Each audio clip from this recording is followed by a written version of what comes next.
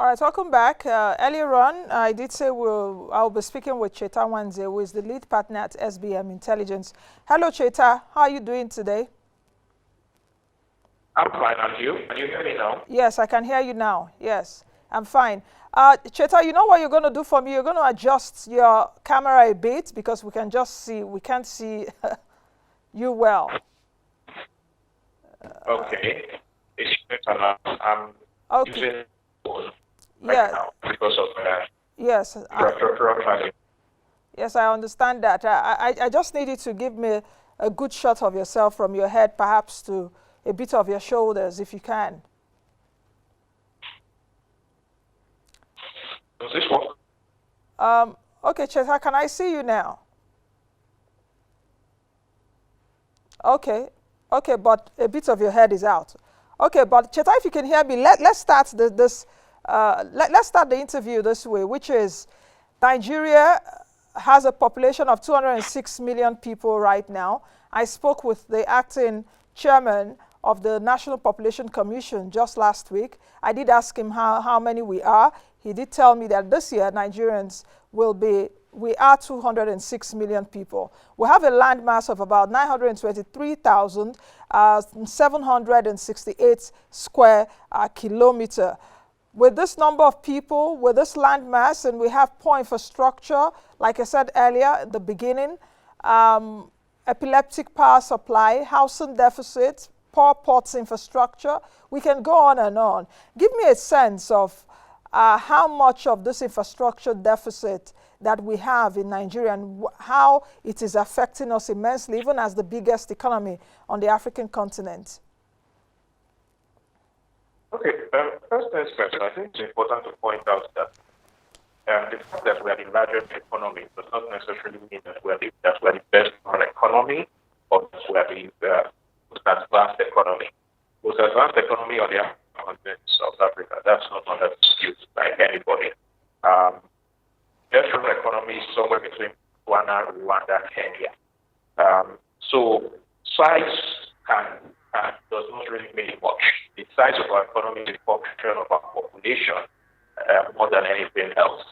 And one of the things that will actually unleash the productivity of our economy is if we can get the infrastructure to support this population. I mean, we have a very practical example of our infrastructure deficit in the sense that just to get this interview, I had to use 3 different internet connections in order to finally end up with the one I'm using. It's on my phone. That tells you a lot about the quality of infrastructure that we have here, and that in itself hampers productivity. So the key thing that we should be focusing on is looking at how to unleash the productivity of our population. Any other thing besides that is a bit of a wash. So you're saying that we should focus on the productivity of Nigerians, if I got you right. Is that what you're saying? Yes. How can we get productivity if we don't have infrastructure right? Just like you said, you've been trying to connect with us using 3 internet networks. Apparently, even what we're getting now is not that excellent. So how can we get that productivity right if infrastructure is not there? We were on a lockdown, a lot of people working from home. For example, a lot of people on Zoom, more than 300 million people on Zoom, I think in a day or so. So how do you get that right if infrastructure is not right? Okay, so the first thing that we need to understand and realize is that the government cannot anywhere provide all the infrastructure. The government needs the help of the private sector. But for the private sector to step up and help, things that need to be in place. Number one, the continuous under the private sector will make profits. We need to understand that the private sector is not going to invest in any infrastructure that will not make them profits. So at the moment, Nigeria needs about $15 billion a year for about a decade in order for our infrastructure to get up to standard. Where is this money going to come from? Note that Nigeria's total budget is around $30 billion mark. For the last 10 years thereabouts, Nigeria's budget has either just been above $30 billion or below $30 billion. So it's not likely, it's not practical that we expect that the government will, if you have a budget to infrastructure for the next 10 years. That's not going to happen. So the question is, where is this extra money going to come from? This is to come from the private sector. But the private sector will not invest when you have situations that the government can essentially expropriate their investments like here or almost like that. Private sector will not invest when the conditions under which they can make profit and repatriate profits are not there or are constantly challenged. So a very good example, MTN. MTN is consistently attacked by various people within and outside the government as being a bad actor. Other companies see this, and what the effect of that is that they limit their exposure because they don't want to lose their investments or they don't want the bad press that we consistently put out. Another good example, EFP, multi-choice. Consistently, we are told that they are bad actors, but the fact doesn't support that narrative. So the question becomes, how do we especially let business to Nigeria is business-friendly and open for business? The moment we have those in play, the moment we have those discussions, then you will find that things will begin to improve slowly as effect, of course, because our track record is not good. But once people begin to get convinced that, one, Nigeria is ready to respect the sanctity of contract, number two, that Nigeria is not going to keep calling people names, calling businesses names, then you will find that over time, more investment will come in. So that's the key thing. We need to improve our policy and our attitude towards private sector investments. Hello YouTubers, welcome to Moneyline with Nancy TV YouTube channel. This is where we provide you with instructive business directions, processes and guidance to help you assess the right resources to fund your businesses to withstand every form of internal and external shock. You will find here awesome informative videos on business, entrepreneurship and lifestyle just to help you make informed business and financial decisions. Punch the subscribe button and let us drive you through the world of business. Please follow all our social media platforms on Facebook, on Twitter, on Instagram, on LinkedIn, and follow us for latest updates on our website.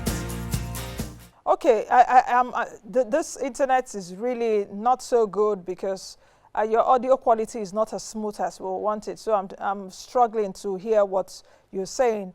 But what I could also get from what you're saying is talking about private sector contribution in terms of getting our infrastructure right. Are you encouraged with this 15 trillion naira infraco, Nigeria infraco that will come on board at least from now till the next 5 years as announced by the central bank governor? No, I'm not encouraged by it. As a matter of fact, I think that it's yet another example of a wrong policy being put in place. The CBN's main job is to ensure that Nigerians don't get border. Essentially, its main job is to regulate things like inflation, monetary policy.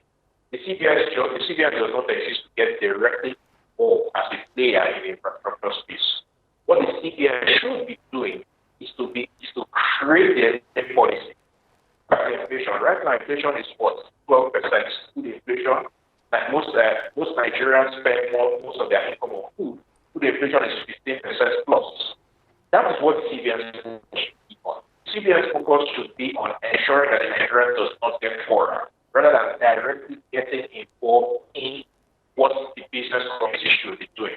And we have examples of things that the CBN is doing that have not succeeded. The entrepreneurial program is a shining example. So the question I would ask is, why are we not learning lessons? We should learn lessons on what and how to do it. Let's talk about some basic infrastructures that the government is putting in place, such as the Second Niger Bridge and the East-West Road, both under construction by this administration. What's your view about it? Because if you take a look at these two critical, not even just to Lagos-Ibadan Expressway is also there. Even the road linking from the port to inside Lagos. it's also there. I'm sorry, Nancy. Yes. I'm sorry, Nancy. I didn't hear you at all. I lost the connection. Okay, can you hear me now? I can hear you now. Okay, I was actually asking your views about some critical infrastructure which the government has embarked on. We've seen this infrastructure over the years in a dilapidated state. Different governments will come and say we're going to do something about it, but we're seeing some kind of work go on with East-West Road, Second Niger Bridge, Lagos-Ibadan Expressway, and all of that. What's your view about some of this critical infrastructure, road infrastructure?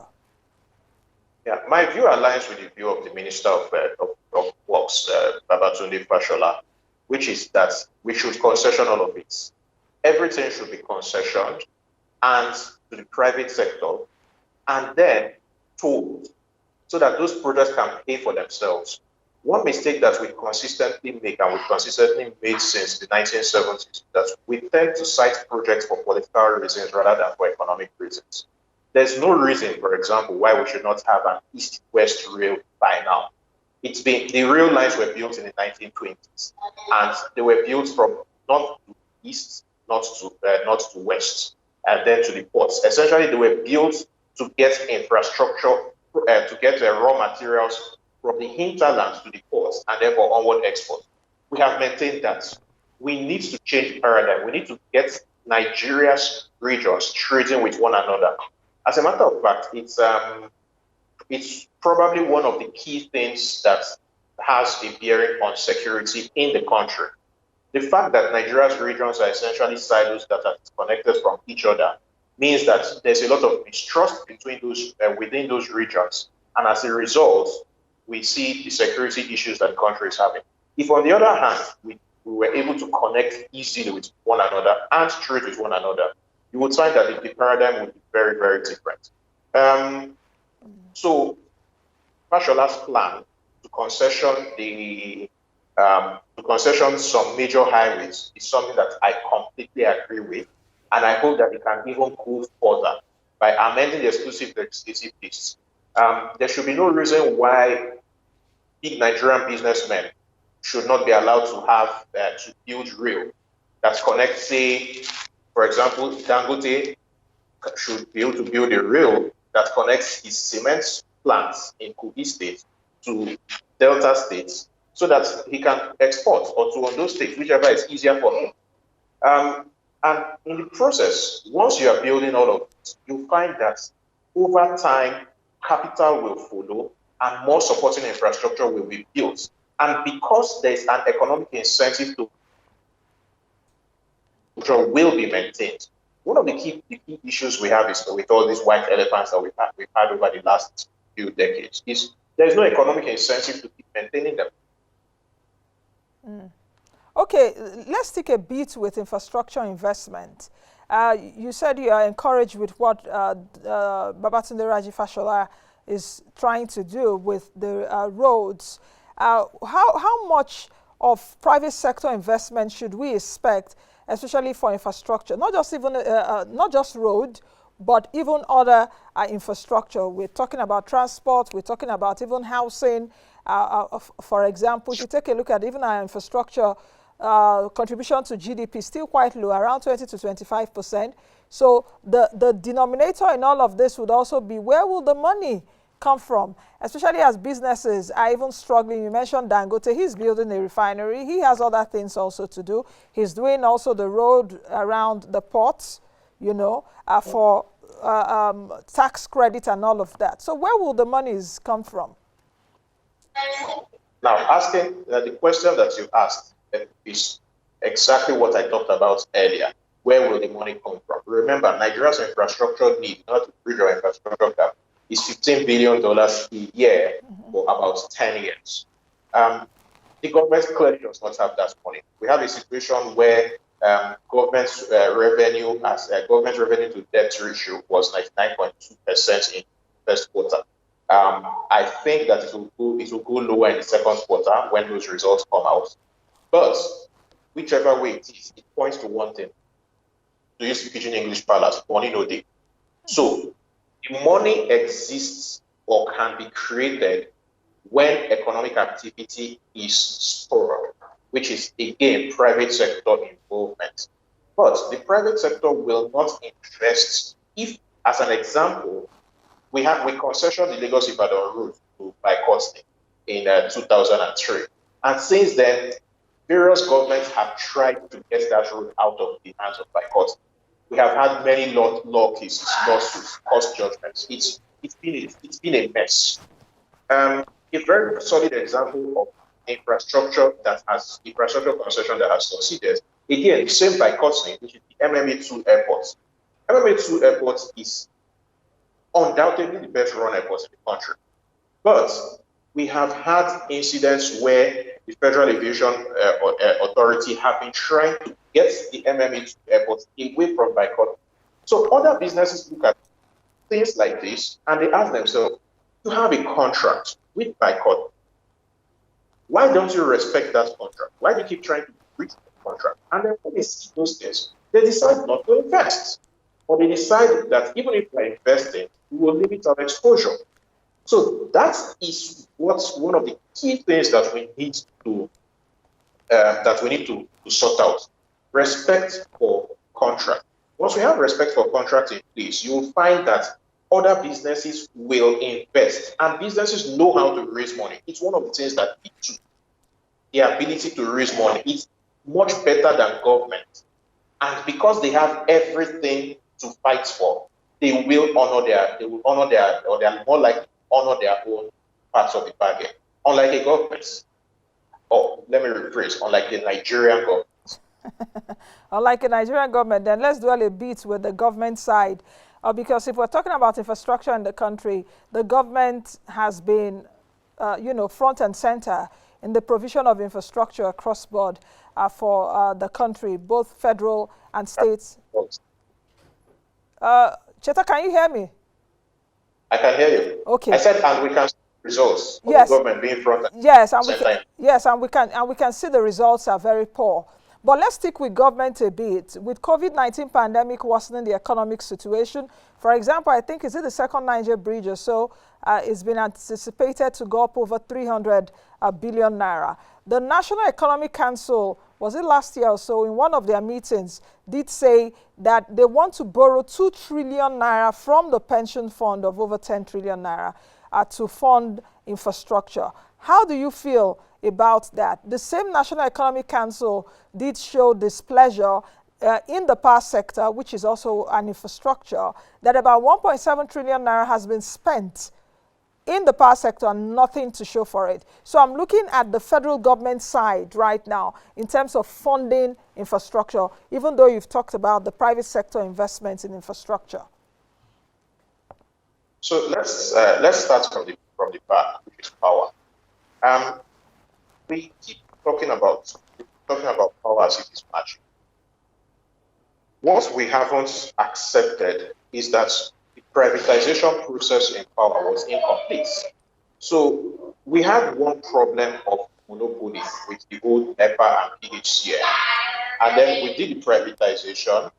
We did an incomplete privatization. Transmission is still in government hands.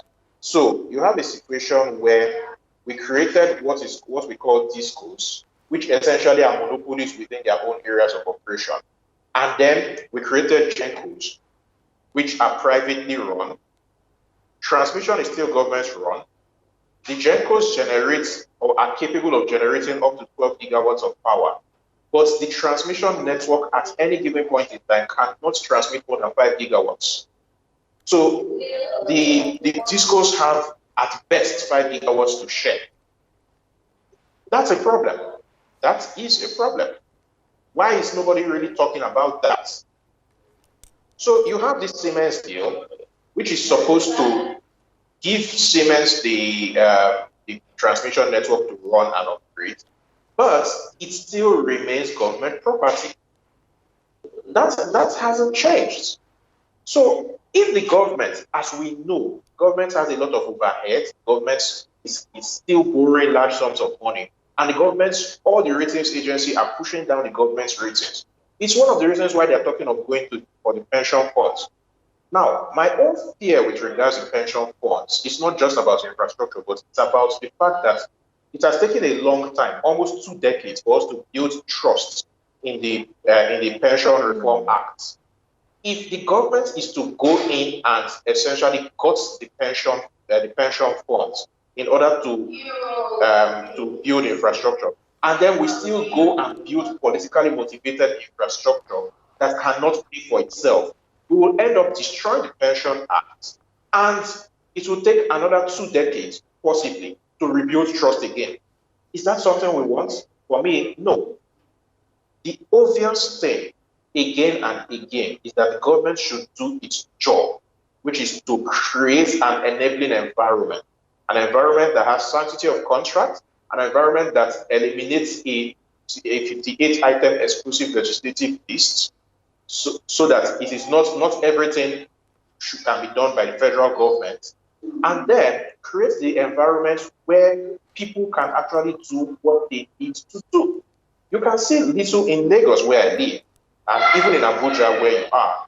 There are little mini estates that are springing up, well run. They are essentially private estates.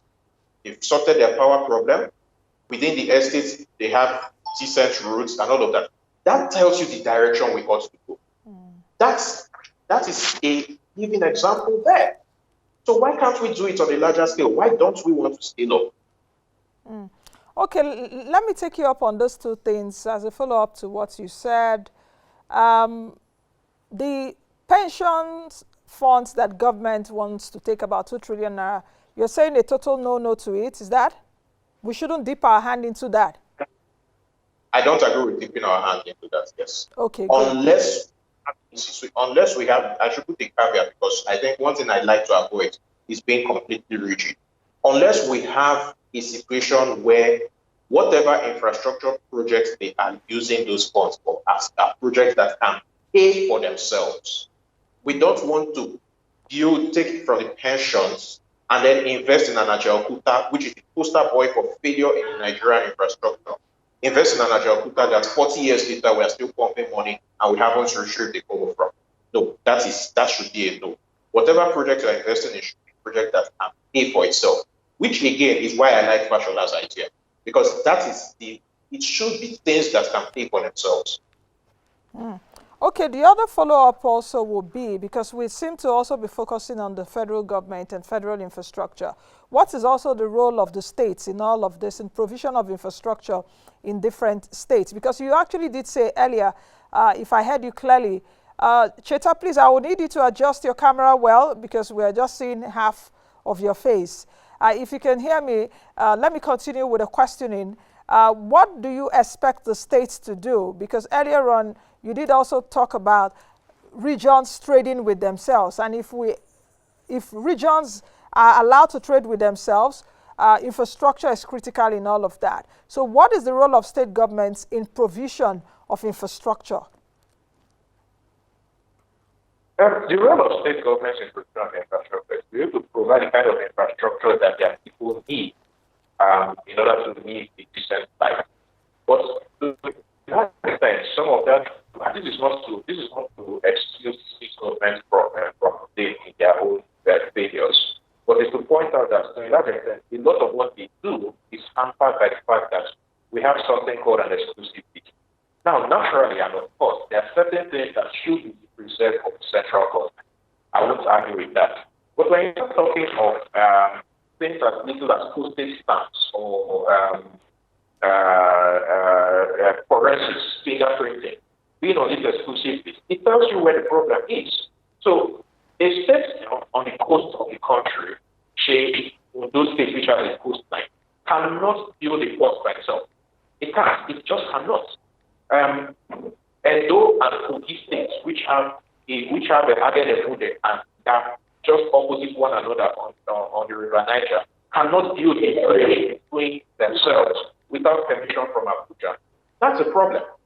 Now, again, another problem that we have is that Nigeria's subnational units, which is the states and the local government, have grown too dependent on the central governments because of the federal allocations formula that we have. So productivity on the part of the states is very limited. They don't know how to grow their revenue base. What they call internally generated revenue is essentially a replay of what obtains at the federal level, which is that it's the same set of businesses that they keep targeting for money. So essentially, they are squeezing those businesses out of existence. That is something that needs to be that needs to be overhauled completely. The states have a major role to play, but it starts with policies and the law. We cannot unleash their potential if they are hamstrung by the very constitution under which they operate. Let's talk about this funding a bit, because that's where the cocoa of the matter is and the comma of the matter is. We've also seen the NSIA, the Nigerian Sovereign Investment Authority. They do have, I think, an infrastructure fund. Of course, they have Stabilization, Future and Infrastructure Fund. We also seen the government coming from the point of view of doing green bonds, sukuk bonds also for some certain infrastructure in the country. Is that the way to go? And how much concentration should we also have from the NSIA moving forward in terms of provision of domestic infrastructure for the country? The whole bond thing is actually the way to go. It sounds nice on paper, but I think the problem, like with most things in Nigeria, comes with implementation. So we still have these little bits of discretionary powers where someone can actually interfere in the operations from the federal level. That is something that we need to build firewalls against. I mean, one of the reasons that they've not been able to get the pension funds is that they need to change and amend the Pension Reform Act.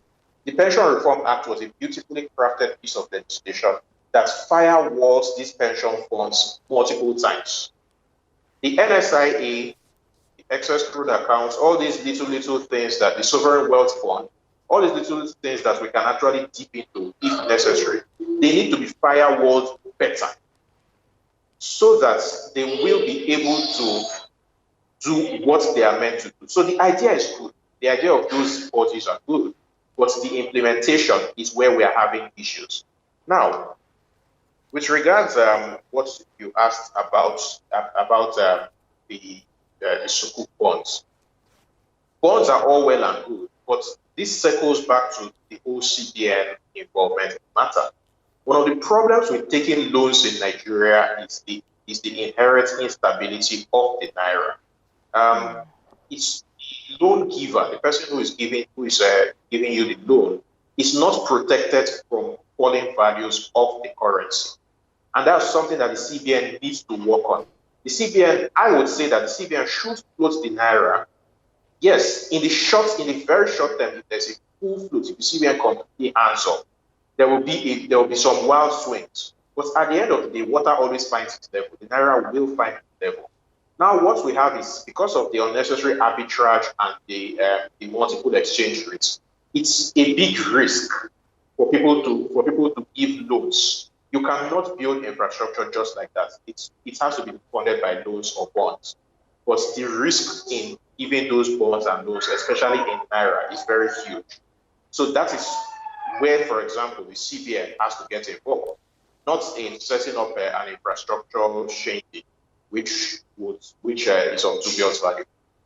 Okay, dovetailing from what you've just said in terms of the exchange rate and all of that, we know that some of governments, for the provision of infrastructure from the government side, especially from the federal government, they give it, of course, to contractors. Some of these contractors have been complaining over the years that they've not been paid in different sectors, be it in agriculture, agricultural infrastructure provision and all of that. And when I took a look at, I think from 2010 or so till now, we've done an importation of about close to 20 trillion naira of primary raw materials into the country for the provision of infrastructure. How do you think that the government can handle this, even though the government is having less revenue as a result of less price of oil, rising debt servicing costs and all of that? How should government, federal government, handle the tricky and the dicey issue of paying contractors? Because even some contractors are not on site right now because they've not been paid. There's FX rates differentials. There are a lot of issues facing them. So one way to handle it is there's a very good example from the two states. The administration of Juna Jan wanted to provide street lights um, for Jos, and they wanted to provide solar power street lights. And what they did was that the contractor, I've forgotten the name of the contractor, was encouraged to go out and find the money to do it. But a contract was signed where it was an irrevocable standing payment order was set that it became a first line charge. When the state government gets its funding from the federal allocations, the contractor gets paid for months spread over a couple of years. That is still running, and the new government has not tried to cancel it. Street lights work, the contractor is happy, the people are happy. That's one way to fund it, rather than trying to find bulk money, which you will not find. Get contract, again, like I said earlier in this interview, the private sector is very good at raising money when they are sure they will get the money back. That's the key thing. They need to be sure that they get the money back. So that example from the two states is a very, very solid example of what can be done, what needs to be done if we really want to solve these infrastructural deficits. Let's take a look at the government's plan to address infrastructure. I think, was it last year or so, that the National Integrated Infrastructure Master Plan was mulled. And in that plan, the government did say that I think about $3 trillion is needed to be invested in infrastructure, at least for the next 30 years. Like I did say earlier, the Minister of Finance and National Planning, Budget and National Planning, Zainab Ahmed, did say that about 36 trillion naira is needed to fund infrastructure yearly in Nigeria. With that infrastructure master plan, do you think we're on track? Or a lot of things have also overtaken it. Is this something we really need to sit down and come up with a Marshall Plan of what infrastructures are needed? What are the economic infrastructures that we really need to do quickly? What are the quick wins? Where do we get the money from and all of that? Bearing in mind that the ELGP2 will be overtaken by the Nigeria Agenda 2050 projects. You know, so I'm just thinking out loud. One thing that we're very good at in this country is making plans. We do a lot of plans, and then a few years down the line, we'll do another plan, and it all looks good on paper. So the National Infrastructure Plan, which was published last year, was very heavy on government involvement. For me, that's the first red flag. What we should be looking at is how do you, I'm beginning to sound like a broken record, but I'll keep saying it. How do you pull in the private sector? So the first thing I would say is I would look at the long-term goal of what we want to achieve in 30 years, and then look at what is easily achievable in the first 5. What is easily achievable in the first 5 are things that will actually begin to pay for themselves, and their very presence will begin to bring in money into government coffers from all angles that they are there. So as an example, if we had a major port in that has been dredged in the Calabar Channel, and then the A4 route from Calabar to Maiduguri is done, you will actually unleash a lot of trade in that angle. So there's this pineapple, agricultural pineapple company that was set up by the Enugu State government under Sullivan Chime, and then given to a Mexican firm to run. Now, how they export their pineapples? They fly them out. It's very expensive.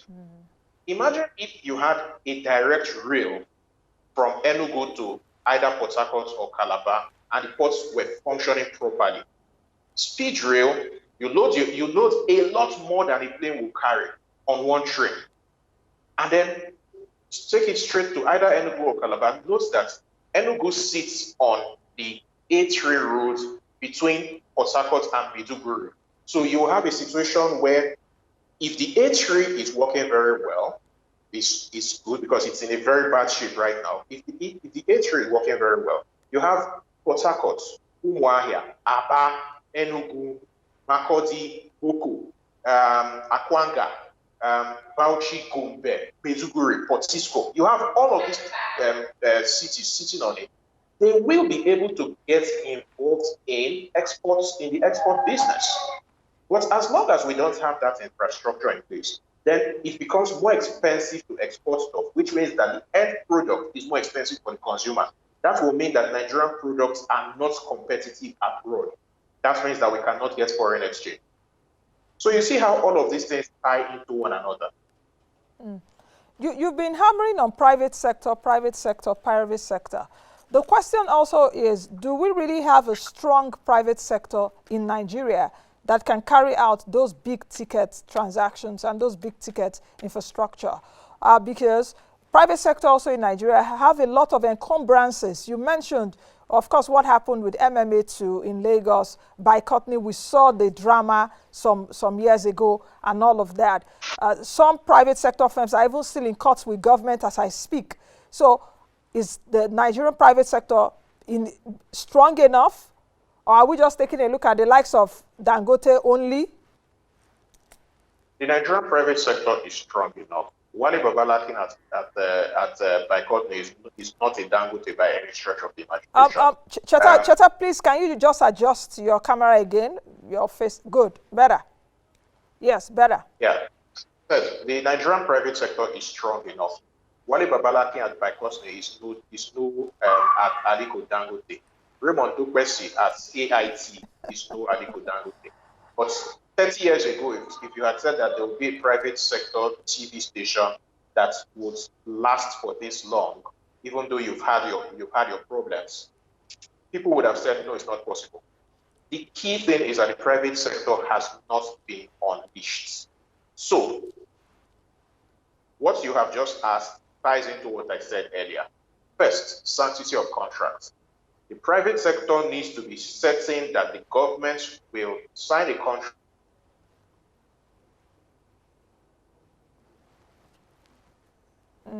It seems that Cheta, the network is a bit frozen. Let's try and reconnect him again so that we can conclude the interview. We're speaking about Nigeria's infrastructure deficit, the widening infrastructure gap. I did say earlier that the Minister of Finance, Budget and National Planning, Zainab Ahmed, said just some time ago that Nigeria needs about 36 trillion naira yearly to fund infrastructure projects in the country.